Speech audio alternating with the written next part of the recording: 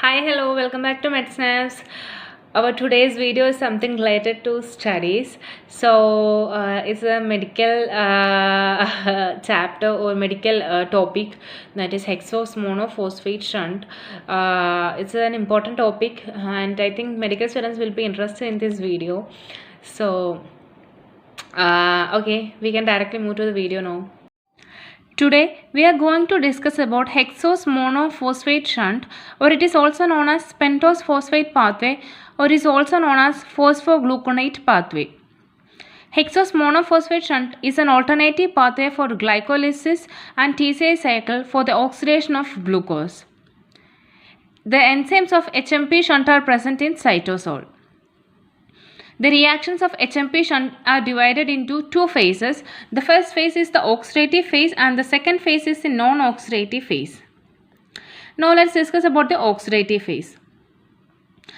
In the oxidative phase, the first reaction that occurs is the conversion of glucose 6-phosphate to 6-phosphogluconolactone with the help of enzyme glucose 6-phosphate dehydrogenase.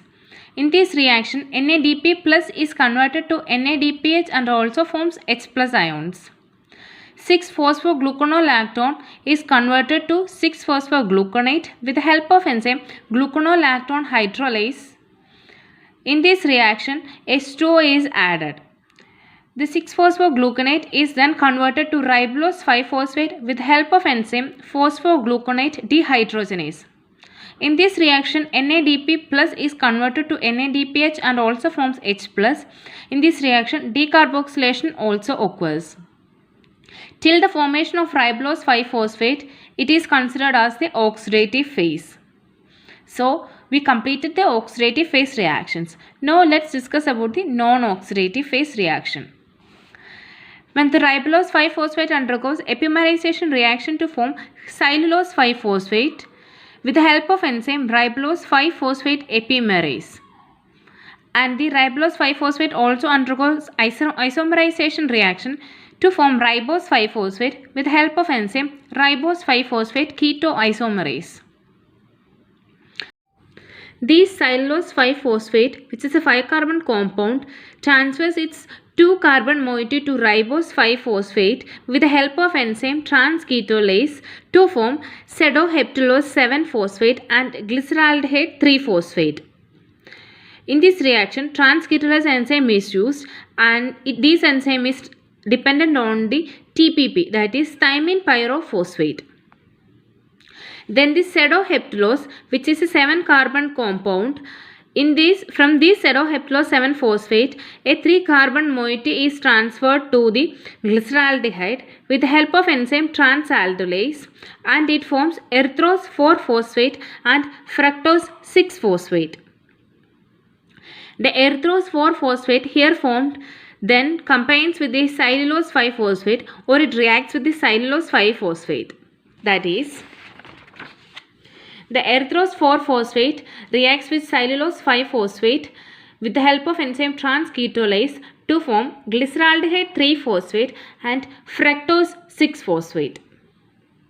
Then the fructose 6-phosphate and glyceraldehyde 3-phosphate here enters into the glycolysis. This is the reaction that occurs in the HMP shunt. Now let's discuss about the importance of pentoses. We know that the pentoses and NADPH are formed in HMP shunt. So now firstly we are going to discuss about the importance of pentoses. We know that in HMP shunt, hexoses are converted to pentoses. That is, glucose 6-phosphate is a 6-carbon compound. This 6-carbon carbon compound undergoes different reactions to form a 5-carbon compound known as ribulose 5-phosphate. In HMP shunt, the most important 5-carbon compound is the ribose 5-phosphate. The pentose, we know that the pentose is useful for the synthesis of nucleic acids such as RNA and DNA, and also for synthesis of nucleotides such as ATP, NAD+, and FAD and CoA. So now let's discuss about importance of NADPH. Phagocytosis requires the supply of NADPH. We know that phagocytosis means the engulfment of foreign particles. The second importance is the microsomal cytochrome P450 system brings about detoxification of drugs by hydroxylation reactions involving NADPH. Then third one is the NADPH is used in the synthesis of certain amino acids and also enzymes, that is glutamate dehydrogenase. That is NADPH is used in synthesis of amino acids and also in the synthesis of enzymes. NADPH is required for the biosynthesis of steroids and fatty acids. Continuous production of H2O2 is prevented to a large extent through antioxidant reactions involving NADPH. The sixth one, it is most important point, that is NADPH produced in erythrocytes maintains the glutathione concentration. The glutathione concentration is maintained by NADPH because it maintains glutathione is essentially required for the integrity of RBC membrane. That is glutathione preserves the integrity of RBC membrane. So NADPH maintains the concentration of glutathione. Then the NADPH is also required to keep the ferrous ion, that is it is in Fe2 plus state itself of Hb in the reduced state so that the accumulation of methemoglobin is reduced. So if Fe2 plus is converted to Fe3 plus, then methemoglobin will be formed. That is Fe3 plus means methemoglobin. It will be more dangerous. So NADPH is also required. So NADPH is required to keep the ferrous, that is Fe2 plus in its reduced state itself.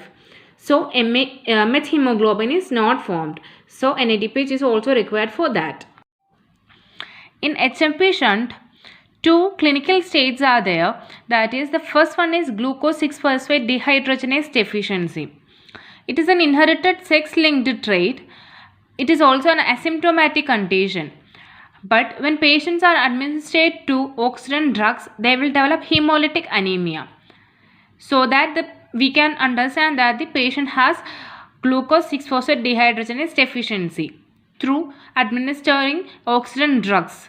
Or we can also give pramequin, acetanilide and sulfamethoxazole when administered to patients. They developed hemolytic jaundice. That is, when we give these drugs to the patients, they will develop hemolytic jaundice, so that we can understand the patient has glucose 6-phosphate dehydrogenase deficiency. The second one relating to the HMP shunt is Wernicke-Korsakoff syndrome.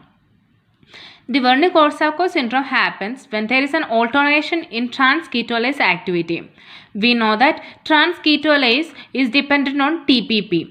But when the trans-ketolase activity reduces its affinity with TPP, the Wernicke-Korsakoff syndrome will happen.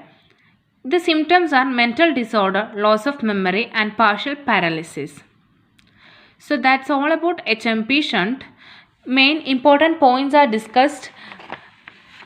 So